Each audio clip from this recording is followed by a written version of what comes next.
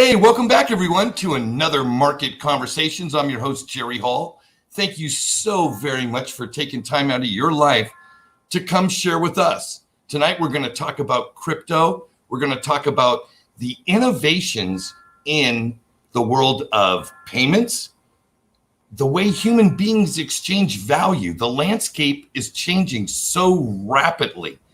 I'm going to play a little tune for you right now. This comes from Eagle at Blockchain Monkeys. I'm going to pop this sucker. Where is it on the screen? Here we go. Hang on a second. Give me 1 second. You can find this on Steam Cloud. This is an incredible tune he put together. We're going to throw it up there, let you guys listen to it, let a few people hit the get their notifications and get into the chat. We'll bring on the guests and get the show going. So here we go.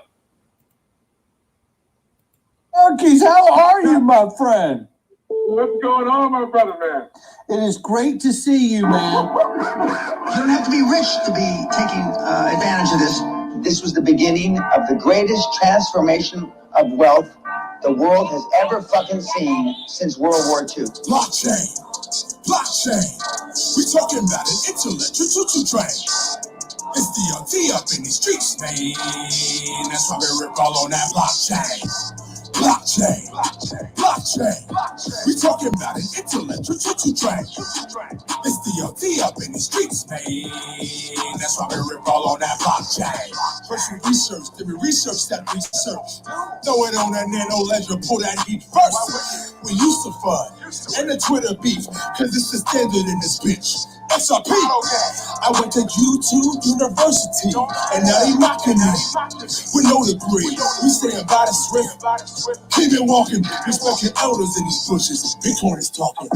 And shout out to my blockchain monkeys who came out of that safari into our chain party. Get some rockwood with it. You can give us the W, cause it's gorillas in this jungle. Send it loose. They rocking with me. Oh, they feeling me. ODL, that's the order, man. Liquidity. Hey, Wall Street, we got what you need. I love a crypto liquidity. Blockchain. We talking about an intellectual choo-choo train. It's DLT up in these streets, man. That's why we rip all on that blockchain. Blockchain. We talking about an intellectual choo-choo train. It's DLT up in these streets, man. That's why we rip all on that blockchain.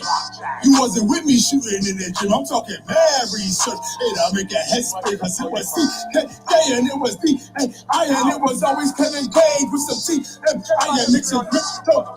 That's a lot of legendary. I was screaming to that match and acting like they couldn't hear it. With a lot of raw cash and jump crypto. How you living? Did I say big chain? Token vision.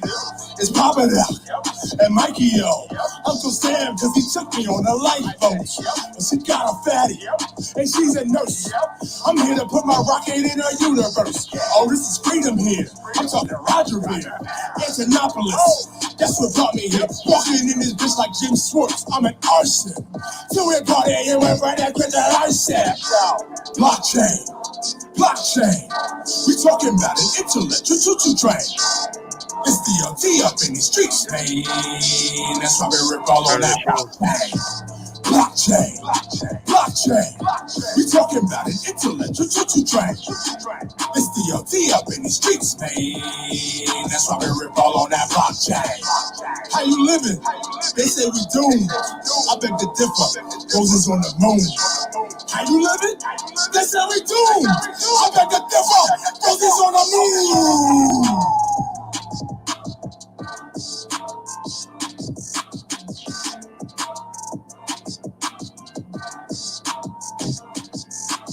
Are you participating?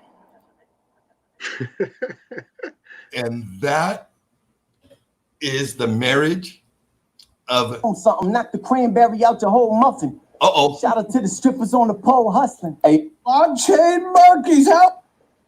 My bad. I thought I had it turned on. Oh, my goodness. That was made by a gentleman who's in the crypto community. His name is Eagle. His YouTube channel is Blockchain Monkeys. And I'll be honest, I've known Eagle, I don't know, 5, 6, 7 months. And like, you know, he's this really incredibly physically fit guy, very intelligent. We talk about, we talk about cryptocurrency. He's really into that and the applications in supply chain management. And then one day he sends me this video. He says, hey, I did a song. Feel free to use it. And I listened to it and I went, oh my goodness, this is a side of Eagle I'd never seen before. And I was like, wow, that was really interesting. What'd you guys think? I loved it. Heck, I'm pumped up. I want to buy more XRP. Seriously, I mean, that was a motivating, probably one of the top 3 XRP songs that I've heard. Yeah, that's the first one I've ever heard. I'd like to hear the other ones at some point.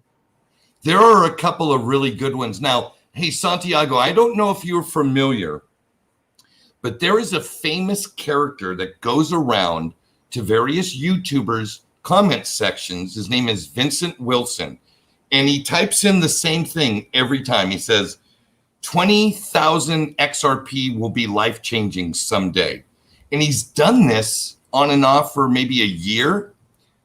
Well, there was a community member named DM Logic. He's on Twitter. He posts some stuff about Casino Coin and XRP and VeChain on YouTube.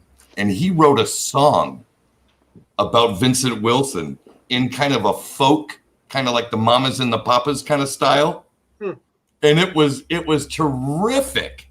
That's hilarious. Yeah, there's some really talented people in the community that do all kinds of incredible stuff outside of their interest in this innovative technology that really looks to change the landscape of the way human beings exchange value, whether it be person to person, person to business, business to business, business to larger institution. It's really a fascinating place to be.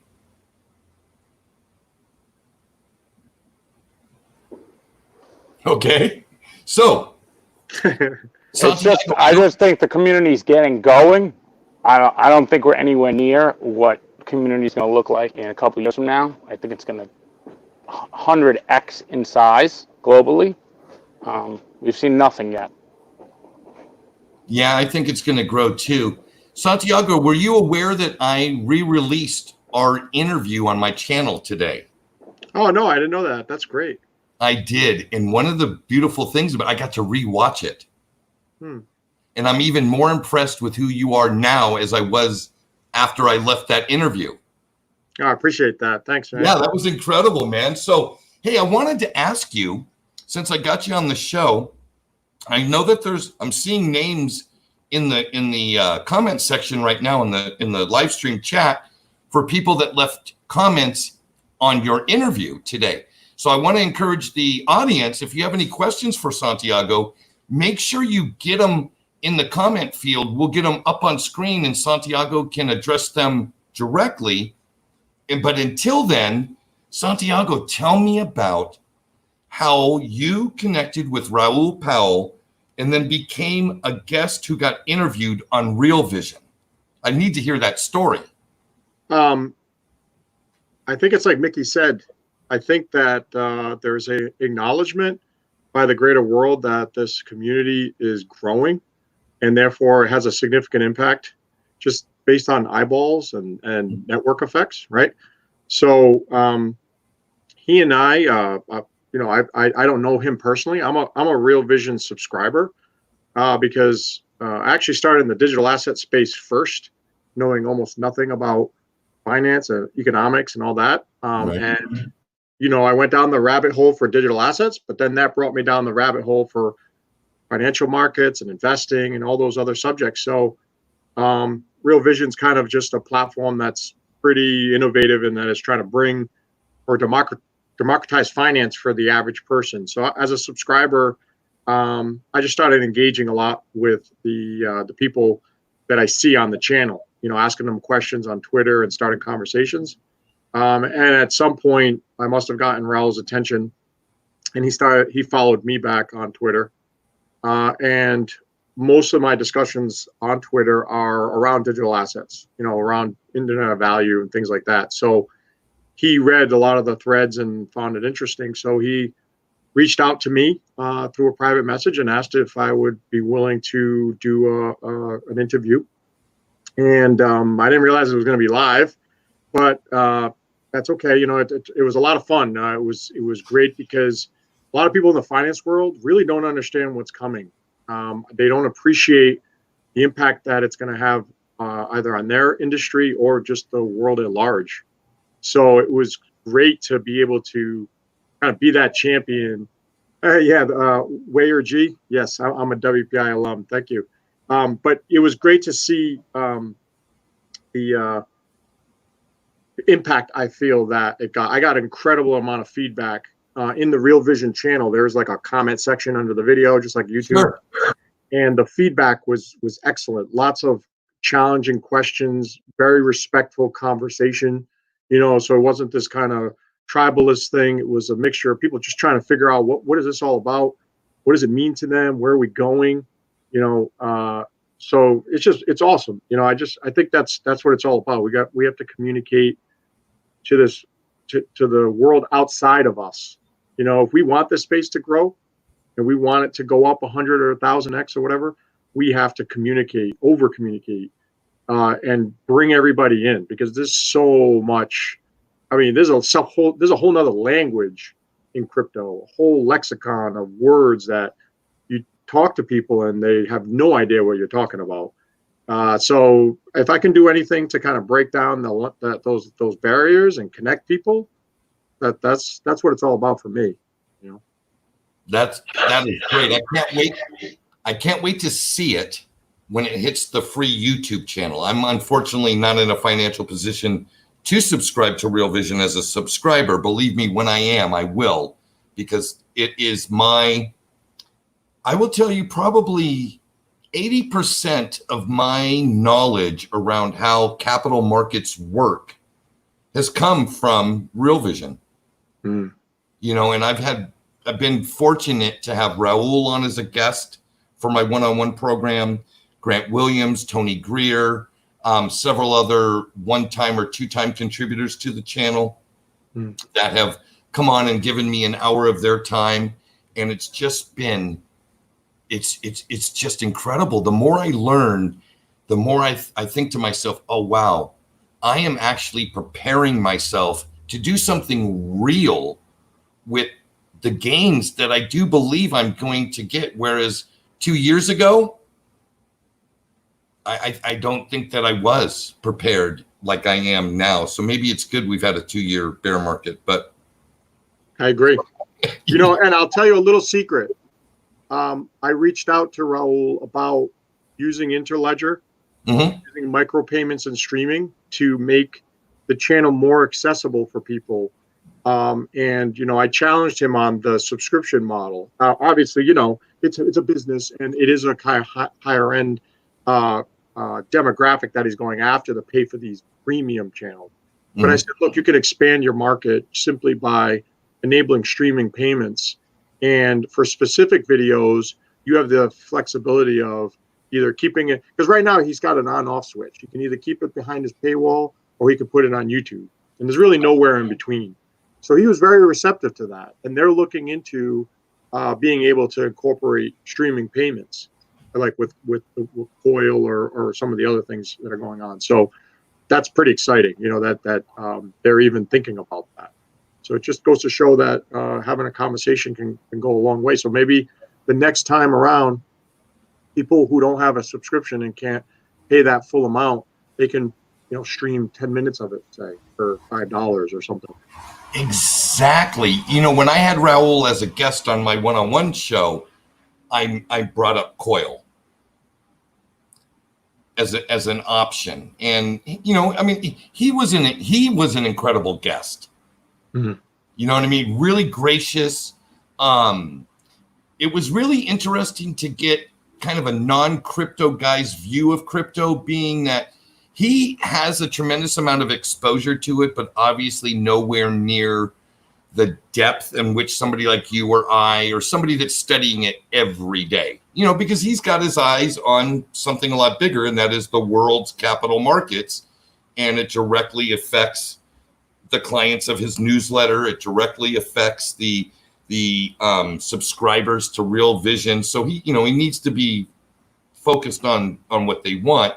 But you can see Real Vision is getting larger and larger into this new world. And I state that by seeing a Raul tweet today where he says, we're looking for a crypto digital asset junior editor who's going to be responsible for A, B, C, D, E, F, and G. It's going to pay anywhere from $60,000 to $70,000 a year. You can work from your house, send your cover letter and your resume, blah, blah, blah, to this email address.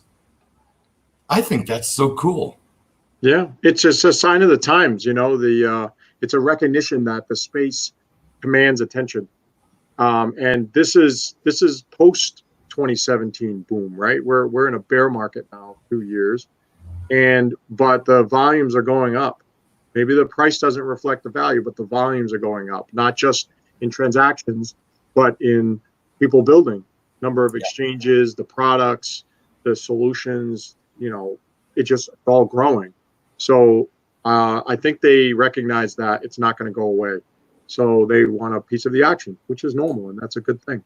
Sure. No, I'm a big fan of capitalism. I'll tell you, this has been an incredible week for news, and I feel impactful news for the overall industry. And that is, you've got that publicized congressional hearing where they really focused on the digital dollar project. You have the Pay ID white paper being released. You've got David Schwartz putting out a tweet thread kind of saying, hey, we're adjusting this, and this. I covered a topic last week from a 2-year or an 18-month-old former Ripple employee Bob Way interview where he talked about the synchronization of ledgers, whether it be through FedNow and this and that and the other thing. And I can see all these pieces of this 3D puzzle starting to come together. And I almost am giddy because all these things that I believed in theory were going to roll out are actually starting to roll out. And it's like, oh my goodness. Mickey B, who's down here below us on mic only tonight, is one of these incredible deep dive researcher guys. Like, he will dig through PDFs. He will just go through. And we're working on something to present to crystallize the picture. But we can drop some breadcrumbs tonight. Mickey B, you want to drop a few breadcrumbs?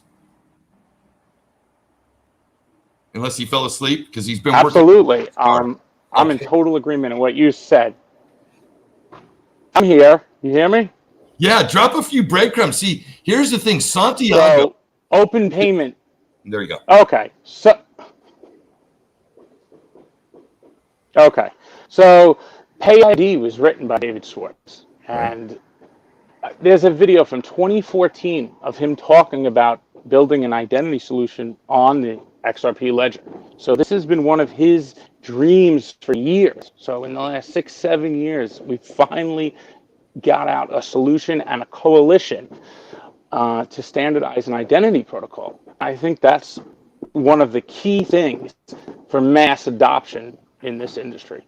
Without the identity, we won't have mass adoption. So if you're going to stream those payments, you need identity into that wallet that's going to stream those payments. So the fact they got that group together, it's going to affect retail and then the Ripple net as well, because then they can integrate with the banks. So it's kind of encompassing more than just, us as retail holders and bringing in the capital markets, who now are going to have this standardized compliance, which is going to almost force them to come over to the digital tokenized world and to crypto. And this is the beginning of that convergence. Identity is first thing, and second is the travel rule. I find that really now, do you want to get into that, Jerry? I want to throw this. Let me throw this at Santiago, because what a lot of the stuff that's come out this week tells me is that two of the largest barriers for any kind of real mass adoption were regulatory clarity, and ease of an easy user experience. And between what I see going on with Global ID and Pay ID and what I see going on in Capitol Hill, I'm really encouraged that both of those things are happening. Are you getting that same interpretation, Santiago? I was blown away by Pay ID. Okay. I mean, let's put it this way. They continue to push the analogy of the internet of value. They started off inappropriately by creating that layer 2, interledger protocol. And that's just a super basic protocol that anyone can interoperate value with. And that's where you have to start, right? You're trying to create a whole new network. Now they're getting to the higher abstractions, the things that really matter to people on a day-to-day basis. I talked to my wife about digital assets and crypto, and she could care less because it doesn't solve any problems in her life. If anything, it creates problems for her right now with me always talking about it. But it's funny because right now I'm visiting some in-laws, a little vacation, and I spoke to my mother-in-law, and she's 80, 81, and she has an email address, and it's super simple for her to understand. Linda@gmail.com. She totally gets that idea. It's her at some Gmail location. And this idea of Pay ID, when I explained it to her, I said, look, what if you had a Linda $ Bank of America? And she immediately got that. She's like, oh, that's cool, huh? You could basically email me some money. I'm like, yeah, that's exactly what it is. It's emailing money. It's an abstraction layer on top of the internet of value, those packets, call them payment pointers, whatever you want to call it. It's making it really simple so that the average person can use it and not worry about all the complications going on in the background.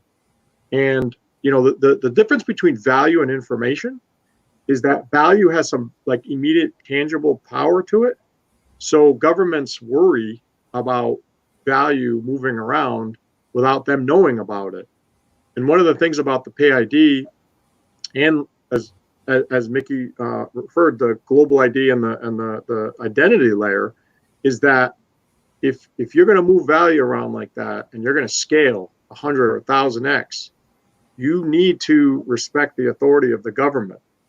And one of the ways you do that is by following the rules with regards to compliance, right? That you are sending that value in a framework like KYC, AML.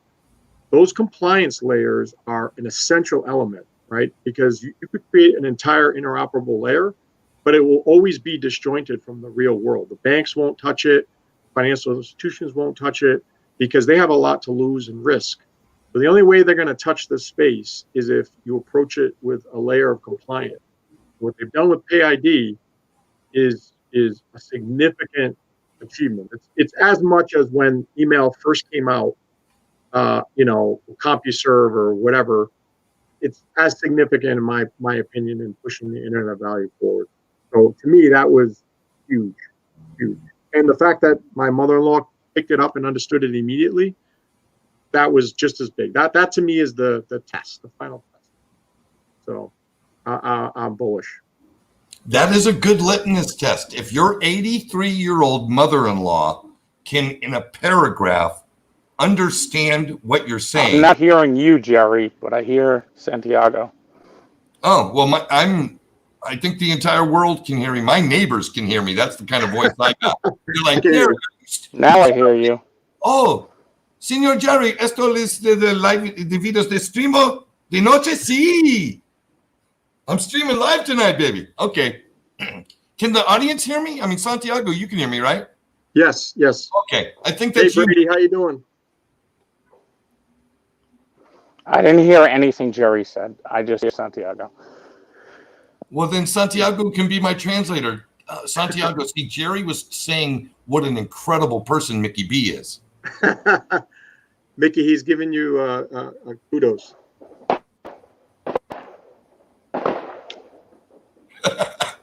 I'm not hearing him. I'm sorry. Somebody asked in the stream, Why are they letting us participate in this? Don't mind, there's fireworks right outside my house right now, if you hear noise. They're letting us participate because they need us to get the ecosystem going and to bootstrap the liquidity, the marketplace, everything. So there's small fish and there's big fish, just like Bill Proud told us a year ago. I can't hear Jerry's response, so.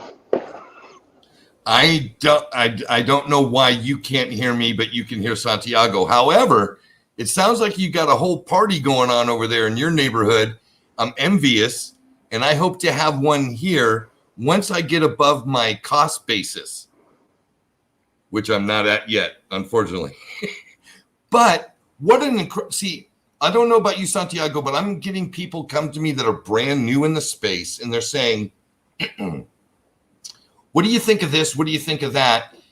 And my best advice to anybody new in the space is get off of zero, but don't get yourself in a position to get hurt, right? So if you really want to learn about the space, study it. And if you want to get invested, dollar cost average yourself into it in increments that will not hurt your obligations on a monthly basis, on a biannual basis, and on an annual basis. Be careful. Right? Yeah, I mean, I totally agree with that sentiment. There's still a lot of volatility in the markets, and a lot of them are illiquid. There's a lot of ecosystems that have really no underlying value proposition. So the burden is entirely on the individual to study up on whatever it is they're interested in and do a deep dive. Instead of trying to master every single aspect of crypto, which is not possible, focus on one area and really get into it, study it, learn about it.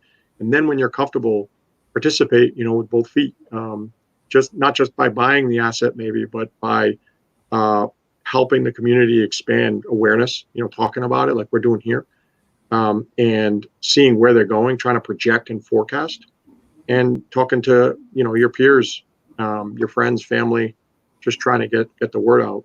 But at the end of the day, though, I think the best driver for crypto adoption is going to be solving problems, right? If we're going to wait for forever for somebody to come in and buy out the market, we'd be waiting a long time. So instead, let's build a market. Let's create a structure where the value comes in because we're solving problems for people. You start solving problems for people, like super simple problems. Like with PayID, I could email some family in Colombia with, a couple of pennies of cost, and I could send them some money without having to go through large institutions and still be compliant, right? Still have that compliance layer. That's a huge deal. That's a big deal. That would solve a lot of problems for me and for people like me who send money to emerging markets. But it also changes how we can source things, right? How we can source labor and products. We don't have to rely on very large institutions who need to do treasury management. You look at it, it doesn't make economic sense to do international trade unless you're at a certain size. And that's because there's a lot of friction there, and there's a lot of cost to get those operations up and running at an economy of scale where it makes economic sense. It just doesn't. So that keeps out a large fraction of the population from helping each other, from trading with each other. So these solutions, I think, that are some of them are here and many of them are coming, they're going to solve a lot of problems. And that's what I think has gotten the attention of the financial markets, is that they're solving the problems that they have not solved, right? These financial markets exist today, and they haven't solved these problems for a vast majority of the world. And they're seeing that if they don't, and we do, they're going to be left behind, because there's a whole lot more of them than there are of the people in the finance market.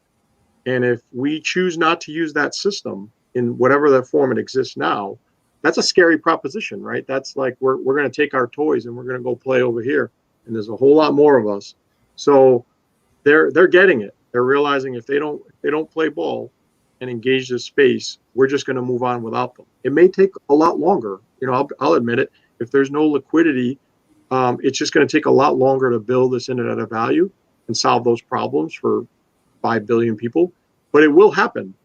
And when that day comes, those people who haven't participated will be left behind. So that's why I'm so bullish in the space, because I see it solving some big problem. Well, and so am I. So here I am. I'm in a Latin American country, and we don't have the advanced infrastructure financially of financial services infrastructure like you do in the United States. However, I have yet to find a person, rich or poor, that does not have a smartphone in their hand. Now, some of them are only able to use their smartphones in free Wi-Fi areas, but that doesn't mean, that they still have smartphones. They might be a hand-me-down smartphone from a brother or a father or, whatever. The point is they all have cell phones. The technology exists today. As a matter of fact, I've got the Sum app from XRP Labs on my phone. I used PayID because We'd Say Win has a PayID number yet. I don't yet. And I sent him 2 XRP. And it took a nanosecond. Now, tell me, with the existing technology that we have right now and some of these compliance things and identification things that are going to be rolled out probably by the end of this year, that MoneyGram, Western Union, they're no longer needed. And it's just going to take the word of mouth thing. And generally, when you're talking about this kind of reduction and this kind of savings, everybody that's already doing these type of things will gravitate to this technology very quickly. Now, there may be people that are slow to adopt it that haven't had a need for it before, and that's fine. But the people that have a need for it now, which there are lots, right? We're talking a couple $100 billion a year industry with the cross-border remittances. When all you need is a cell phone. And I think we saw that with, WhatsApp is a great example. Yeah. Arguably, it's one of the largest international platforms for messaging and communication in the world, right? Mm-hmm. And that's why Facebook came along and bought it, because they basically solved a huge problem in the international markets, the ability for people to communicate with each other at low cost, right? So they solved Absolutely. That problem. Facebook immediately saw that as an opportunity and went and bought it. I think the same thing's going to happen. I think a company that leverages things like PayID and does the same thing that WhatsApp did, but for payments, is going to be a next $30 billion company, if not $1 trillion. So I absolutely agree. Absolutely. Mickey. I think QR code is going to be a big part, and that's one thing that WhatsApp uses, and a lot of these instant payment systems that are being built domestically is going to be all QR code standardized payments that you could send to any payment provider or bank in that country's domestic system from cross-border, which opens up the whole digital wallets. And Jerry and I have talked recently, and we pretty much agree that the killer app is going to be the next generation of digital wallets that includes that ultimate security, your digital identity, your applications in there, your private key is still in your possession, but you could recover it, say you have an account with Bank of America. Now, I think it would be interesting if they could combine the PayID and integrate it with the banks who have all the identities of the users into mobile wallets and then move them right over. So that would be a easy way to transition a lot of the capital markets to mobile and digital wallets easily using the Pay identity, especially in RippleNet.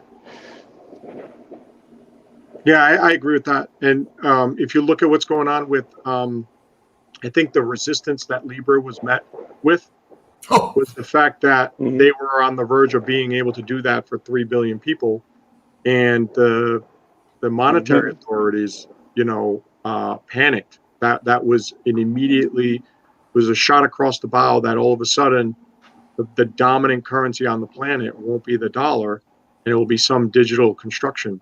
And that just scared them to death, because they can see how quickly that would spread. And then the ability to affect markets would be lost. So that came with resistance. I think Libra bungled that, but it also did a great service for the industry, because it pointed the way, right? Pointed the way on, this is how you solve this problem. Now everybody's racing to get there. So yeah. Exactly. Calibra was their whole business model, was around that wallet. And they should have pulled a Ripple and stayed under the radar and built out the wallet, because they knew that was going to be the profit maker.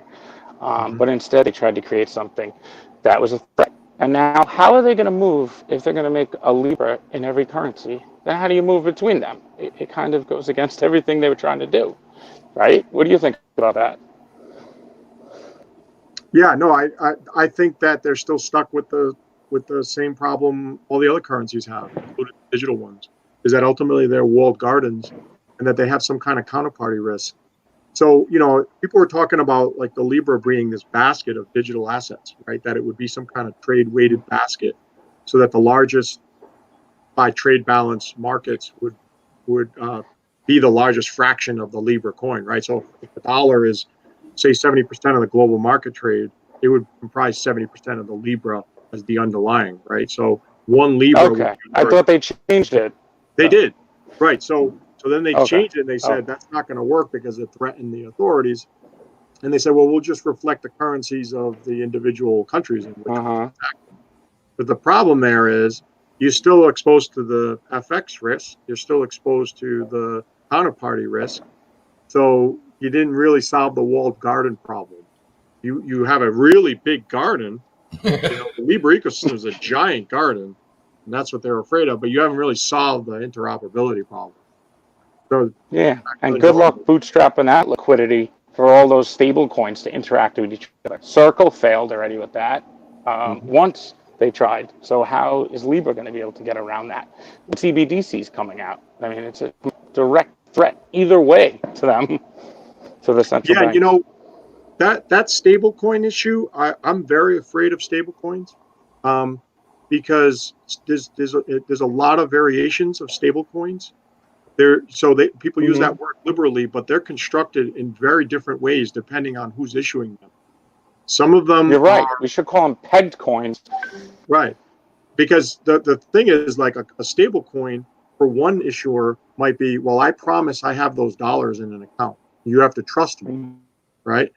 A stable coin in a different construction, like on Ethereum, might be you have an underlying asset that you're going to collateralize. So let's say Ethereum's worth $200 on an exchange.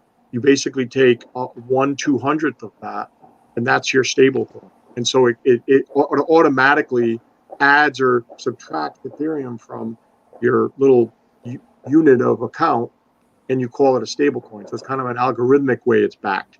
So there's all these different variations of stablecoin, and the problem is that it's becoming a very popular way to get risk off, right? If the digital markets are volatile and you want to get risk off, you jump to a stablecoin. The problem is that if you get a run on the bank in digital terms, that money might not actually be there. That liquidity might not be there if everybody wants to exit out into fiat. Now, so the only person I believe that can issue a true stable coin is the currency issuer, which is the central bank. So in the end, a CBDC is most likely going to be the most reliable stable coin, precisely because it's backed by the full faith of the government, right? And that's the consensus that enough people believe, and therefore has the most value. That's not to say that it won't depreciate in value, like it won't be inflationary or anything like that. It's just to say that if I had to choose between a stable coin from some private organization like Tether, which is worth $1, and the CBDC from the Federal Reserve, I'm going to take the CBDC from the Federal Reserve because I have recourse in courts and all other things. So that scares me because the CBDCs, I think, represent systemic risk in the digital asset markets because they're such a large fraction. They continue to grow as an instrument, and that counterparty continues to grow. That's the whole point of digital assets, is to kind of mitigate that counterparty risk. So that stable coins kind of keep me up at night, but they'll be used. They're going to be incorporated into things like Libra, certainly into Ledger. So you have to accept them. I think that there's going to be a big market once we could get identity in there for the decentralized stable coins, because that you can track every asset that's actually backing it, and they're synthetic versions. So they might not seem like a threat now, but if you could get a USDX like Cosmos doing, and be able to use it on Binance, XRP, Ledger, Cosmos, and in all the different chains, and it's pegged to USD and it has liquidity and instantly redeemable for the backing asset. And if it has multiple backings, now that's when you really, I think that's the biggest threat long term to the central banks, if they could put it all together. DAI was just the first iteration of that. But what we could see come out in 5 years could be really innovative and a threat, and you won't have that counterparty risk. And that was the problem of the gateways on the XRP ledger, was the IOUs. How do you know they have the Bitcoin that they're issuing the IOUs at? So hopefully they're going to be able to solve these problems with things like PolySign and all these standards to be able to track what's on in that wallet and match it to that public ledger's transaction history. And once you can do that, that would be a superior.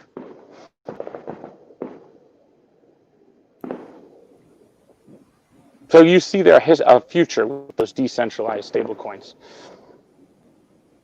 Yeah, I mean, I think that the whole concept of blockchain is that you have this transparency, that what everyone else has at all times, and a lot of the stablecoins don't have that characteristic.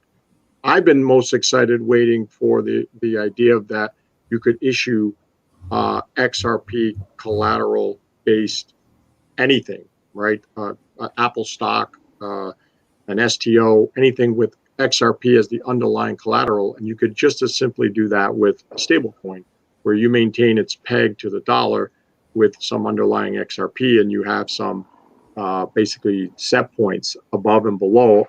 You have to over collateralize it, and if that position falls below a certain amount, someone else can capture your position, and that's how you build in the consensus that you need to hold that value. People can capture other people's collateral position. I think I've been waiting for that more than anything else after David Schwartz spoke on his channel about using the XRP ledger as an instrument for exchanging financial instruments that are collateralized with some digital asset. I think that would be amazing. I'd love to see it on stablecoin. I completely agree. I think it's enormous. It's going to be huge because it also brings storage demand to XRP and additional functionality and utility as you're over collateralizing XRP and then giving it new functionality as a fiat currency. So you're giving it overall more use cases, more utility, and from there you could build a financial market on the back end of that collateral, which could really get innovative in the future. And I think they're going to start doing that with the lending, and then on the Spring is obviously working with the DeFi. They acquired that company, Logos, and their whole network. And he was one of the authors of the Pay ID. So obviously they're going to include it in DeFi. And digital identity, I think, is going to really explode DeFi to the next level when Xspring announces their projects and Kava cross-chain with XRP. I have a feeling that USDX will be that coin, and they'll just be able to integrate XRP as an application through an XRP wallet built, and you'll have USDX, because you want to have multiple collaterals behind it to be de-risk. So that's a little speculation, but Kava hasn't made any announcements of how XRP is going to be integrated. Hey, Mickey. I don't know if Mickey can hear me again. Sorry, Jerry. I wish I could hear you. I'll relay it for you, Jerry. All right. Well, just let him know I'm going to talk for a minute. So there's a question on the screen. There was actually one relating to Giancarlo about the digital dollar, and I wanted to ask a question if it's Way could kind of define what he was looking to get. I wasn't clear. This question is very clear, and that is, if you use your XRP to buy a property as an example, how does the tax get calculated? Well, there are two important elements that you got to remember. Anytime you come out of a digital asset, depending upon the length of time in the United States, it's a capital gains event. Now, if it's over a year, you've held that asset for over a year, you're approximately at a 15% tax rate. Now, that's the federal code. Your state code, each state varies. So you need to get clear what with the state that you live in, get clear what their code is, and then you'll know. Then the other element is on buying property. If you're going to buy property, you're going to pay taxes on that property like anything else. I don't believe you're going to see any 401(c) stalker exchanges where you could, in the old days, you could take a piece of real estate, sell it, and if you converted that holding into another piece of real estate, it was a tax-free event, right? Because you're just swapping this house to that house, and they called them stalker exchanges. Now, I don't know if we'll see changes in the tax code coming forward where it's this asset for this asset, and they widen the criteria of the different kind of assets that can be included in asset swaps that become non-taxable events. But as it stands right now, everything that I've read says you're going to pay a capital gains on your crypto when you come out of it, unless, and here's the kicker, the person that you're buying the property from accepts the XRP. And then you're just going to have the normal sales taxes and things that come along with any real estate transaction. Does that make sense? Yeah, I mean, the IRS code in particular talks about digital assets as property, but they don't recognize like-kind exchanges for real estate. So you would think that you could swap one property for another, but unfortunately they don't recognize that equivalence. So it's a taxable event every time you exit out of the crypto. That also applies a digital to digital exchange. If you go from XRP to Bitcoin or Ethereum, you're gonna pay taxes, because the way the government basically views it is they didn't get their opportunity to get their cut before you went ahead and speculated on a new position. So they expect you to first liquidate into fiat, they get their cut, and then whatever's left over, then you're free to go and put a new position on, say, Bitcoin or Ethereum or whatever else. So that's the other thing people don't know, is that you can't swap digital assets and not incur a taxable event. Important for all of us to know. That's interesting. You think that will last now?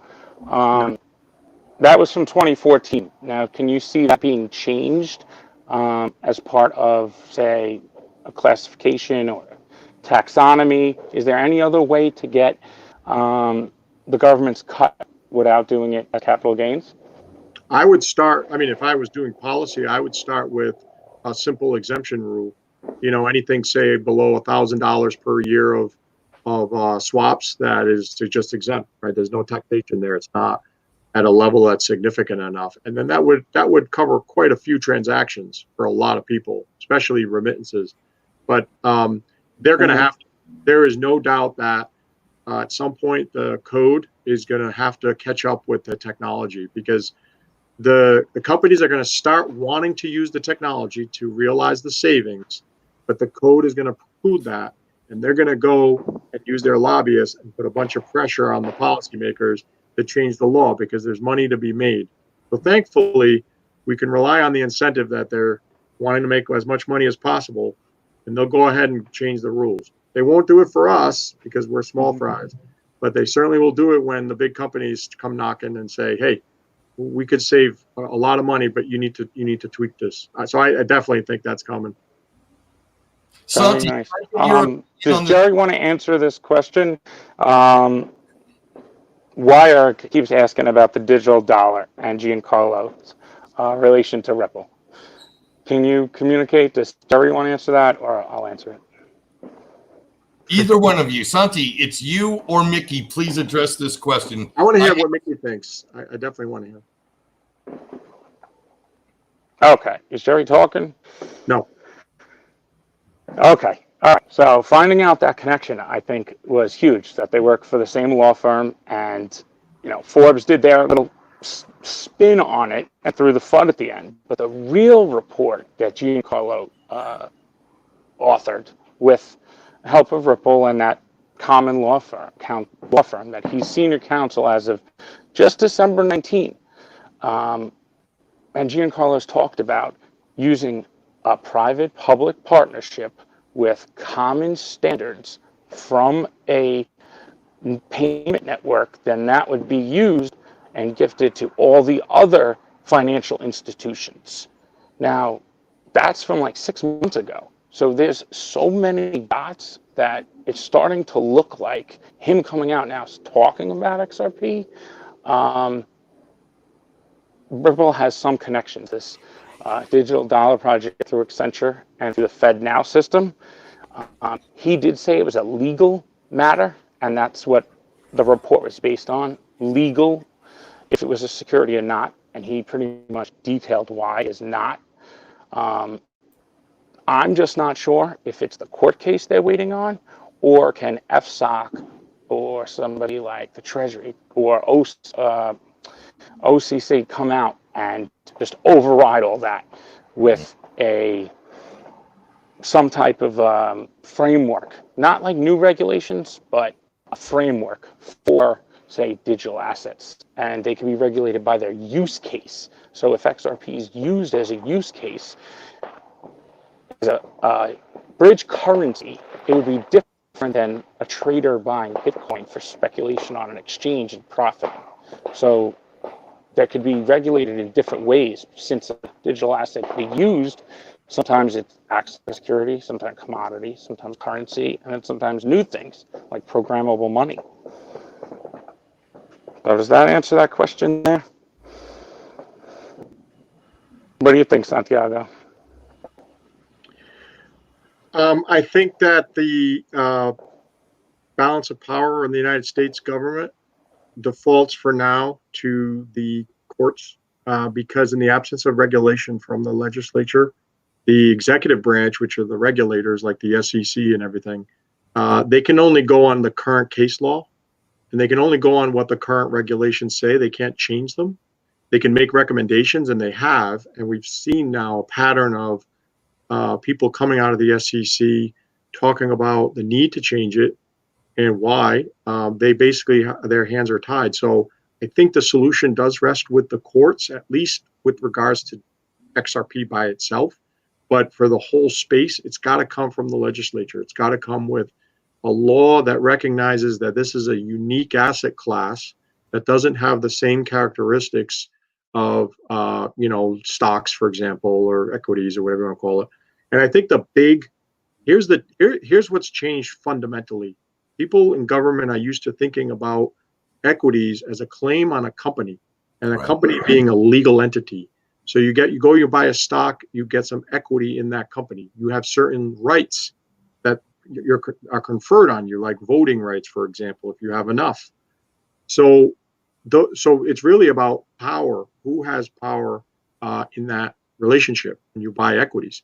So what does that mean when you have a digital asset? A digital asset is a claim on a decentralized ecosystem. So what you're saying is you have power over a non-legal entity, right? You don't have XRP or Bitcoin filing in Delaware as a corporation, right? But you still have a claim on that ecosystem as a participant because you have some of the value. If it's like, 99 billion or whatever, if you have some of that, that's a form of I own a piece of that ecosystem, right?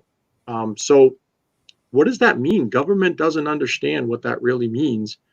to how do you regulate decentralized organizations, decentralized communities of people, and they need to get their head wrapped around that quickly, because that's the way things are going, and people are going to figure out how to use it, whether they have the legislation or not. They'll just get around it. So I think it's in their best interest. That's a great point. I mean, they've brought in the academia, they've brought in the stakeholders, so at least they're engaging with all the different entities here that aren't just in it for traditional markets to stall it. They're trying to figure out how to use this tech to their benefit too. The one thing I just want to add to the FSOC, I mean, I'm not sure about this, but I thought after Dodd-Frank that FSOC is like the regulator of regulators. It's like it's chaired by the Treasury Department, and it's all the top 10 regulators. I thought they had superseding authority to be able to implement something like that, but I could be wrong. They might, but only for their underlying agencies. They don't have a right to exceed the jurisdiction of the court. So as long as there's a court, okay, so but didn't they throw out the security part of that? Like there was 10 different claims, and didn't one of them being a security get thrown out? Well, the main one. Well, Mickey, what I remember is the FinCEN had their ruling in New York. Okay, now you got to remember FinCEN is a I don't want to say I don't know the technical term. I look at them as like they're a junior department of the Treasury Department, and they came out with their standing that XRP was a currency. And although that did not get adopted through cross-agency policy, it is a standing regulatory body underneath the umbrella of the Treasury Department that's on the books right now. I mean, it's live on the books. You can go read its public record. So there was a question in the comments that was up just a minute ago. Here it is right here. Do you think XRP will be classified as a currency? If so, would there be no capital gains? Here's the thing that we all have to remember is just because one regulator that has authority over something, that doesn't mean they have authority over an agency like the IRS. So until the IRS code changes, God could descend from the heavens and he could come down and God could say XRP is a currency. And guess what? When you trade it for Bitcoin and you made a profit, the IRS is going to ask for their money because the IRS doesn't answer to God. They don't answer to anybody, really. So I hope that answers your question. XRP was already by a United States regulator deemed a currency in a court case. Ripple was fined. It's on record. However, you got to remember there's a lot of these different agencies and they don't cross-pollinate all the time. And it's going to take a while for the maturization, the space to mature to where there's an integration of these things and each department is overlapping, things are covered. I think the other thing too is when you issue an equity or security, or you issue a currency like a dollar at the mint or the Fed, it doesn't change. Once you issue it, it is what it is. Right. Whereas digital assets, the SEC has already recognized that as those ecosystems become increasingly decentralized, the nature of them can change. So even if you start off as a primary issuer, it doesn't mean that that's going to hold forever. And that's something that they have to get their head wrapped around as well. Ethereum, one of the cases was, or one of the comments from the SEC about Ethereum was that probably when it was originally issued, it was a security. But now that it's sufficiently decentralized and it's almost impossible to prove that it's all kind of a common enterprise, it's now essentially a digital asset. The IRS thinks it's property. Some people use it as gas or currency for network transactions. Other people use it to invest as speculators. So they don't know what to call it. So this is why legislation is required, because it needs to acknowledge the nature, the underlying nature, decentralized ecosystems and what they really mean. They're a reflection of the communities that make them up. And that's hard for the government to wrap around because they're the only community that they're used to. In the government's world, there is no other community except the government. That's it. But when you buy Bitcoin, what you're saying is you're checking out of the government community and you're checking into a global community, for example. Same with XRP and others. So they need to get their heads around that. Excellent point. So, absolutely. Santiago, But we do have international standard bodies like GFD, I think it was, Digital Commerce, who have put out taxonomies for different classifications, how tokens should be classified. Do you think that's still like a work in progress where a utility, payment, and security token are too generalized and they need their own subcategories, and that's where XRP would fit in a subcategory of, say, a payment hybrid utility token? Could it get a unique classification? I think that's what people are asking in the chat, and I've seen around. What's your opinion on that? And Jerry, too. Yeah, I absolutely think that. I said this on especially if you issue CBDCs on their network, too. Right. Yeah. This is a Cambrian explosion. This is all of a sudden you have this evolution of value, and there are going to be an incredible variation of species, right? And this taxonomy, that word that you use is the correct word. It's how do you carefully classify them on this kind of tree of life? Where do they fall in relation to another? What are their properties? And how do you manage them? The answer could be they are not manageable. The answer could be that there is no appropriate regulatory framework to describe in real time how these ecosystems are changing and what their impact is on people. And it may mean that you have to shift the regulatory focus to like a damages type of framework, right? How do these things incur damages on people? And that may be the only way you can manage case law, like claims. So that's why it's in the court, because someone made a claim that someone made a claim that XRP and their purchase of it was damaged them. And so now the courts are saying, well, can you first of all make that claim on Ripple, right? Because they don't know who else to point to. The system's decentralized now. There's no one to point to. So is it Ripple that you can still seek damages from? And if not, who can you?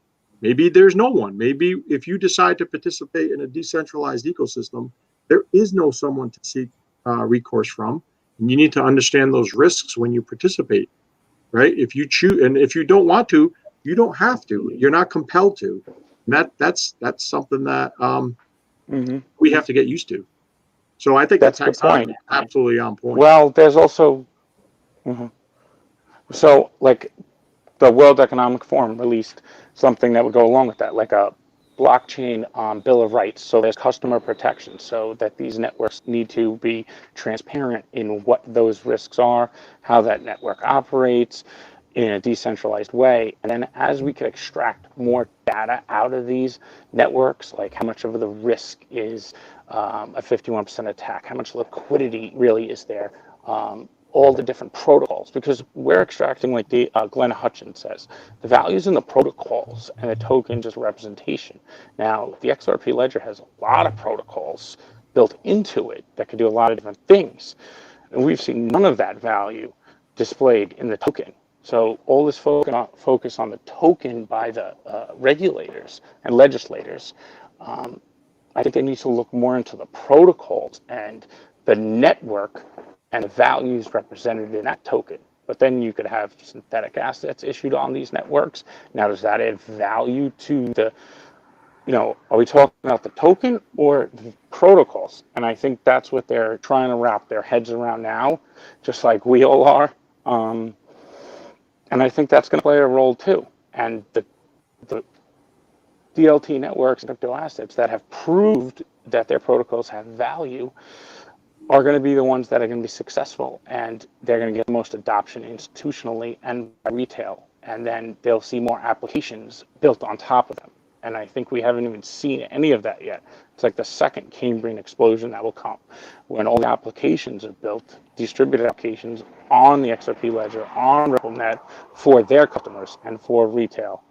So that's something that I think we'll see in the next No, 1 to 5 years. Right on. So, Santiago, I know Mickey can't hear me, but we're at the top of the hour. If you want to bail now, I do not want to disrespect your time, but if there is time for a final thought, and then when you finish, ask Mickey, because he can't hear me, for his final thought, and we'll wrap it up.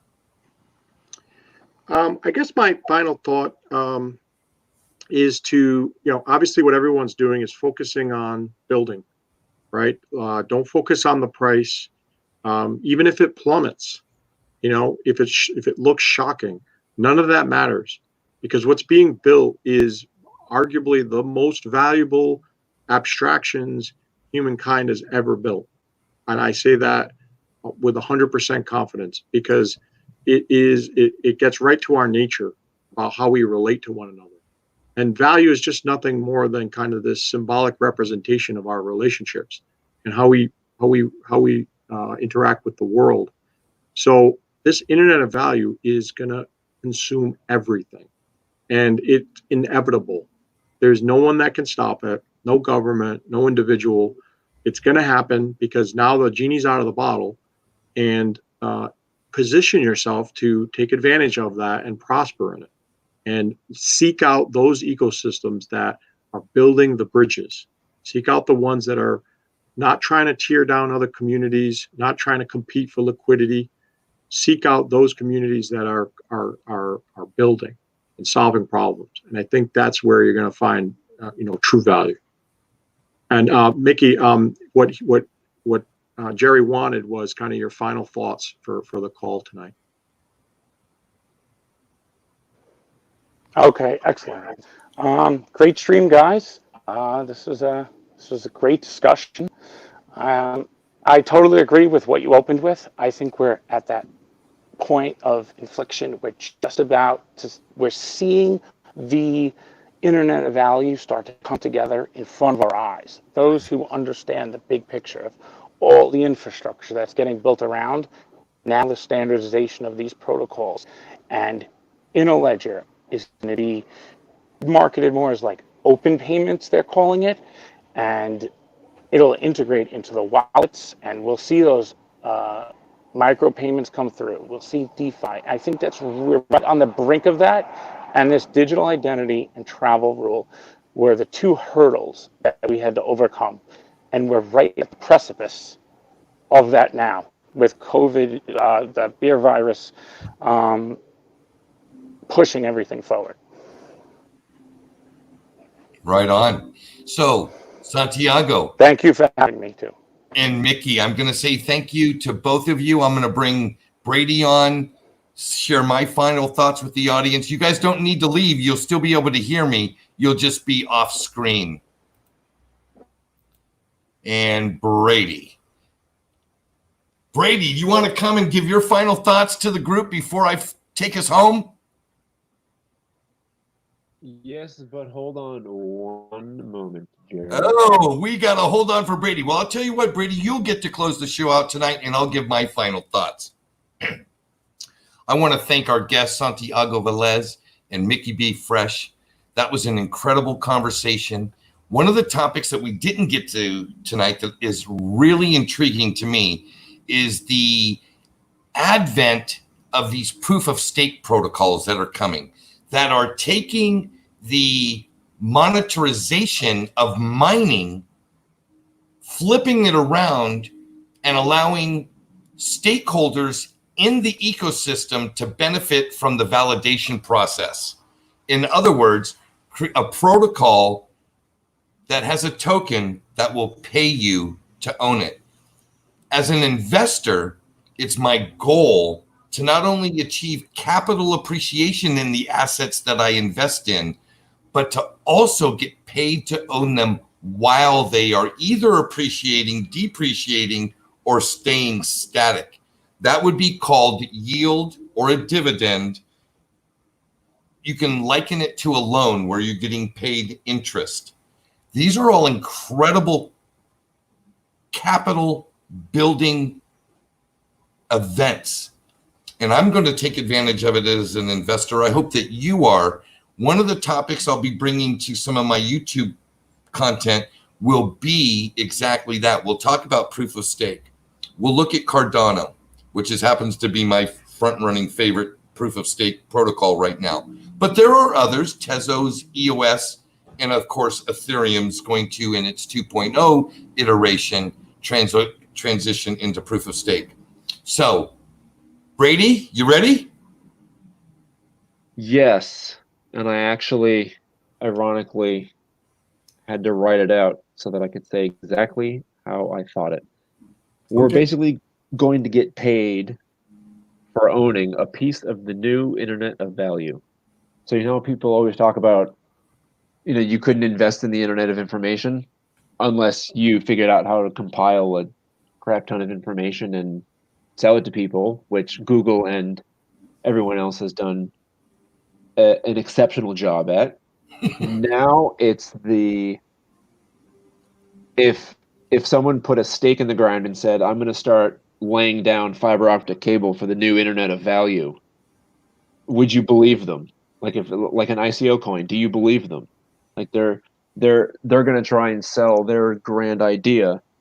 What are you going to believe? Mine for data, mine for information, and I guess final words, study. Good advice. Good advice. Hey, we're all in this learning curve together, folks. Let's continue to share with each other. Let's continue to be tolerant when we make mistakes and encourage as we go along this process. A lot of us are going to experience something that maybe we never have before. Life-changing events are in the cards for many of us. And if you're new to the game, welcome. And if you've been hanging in there for a long time, good for you. Stick with it. There is light at the end of the tunnel. I don't know when this is going to mature, but I can see progress being made on a daily basis. And on behalf of Market Conversations, Brady and I, we'd like to thank you for joining us tonight, spending time with our guests, Santiago and Mickey. And until next week, everybody, from Costa Rica, New York, Pura Vida. See ya. See ya!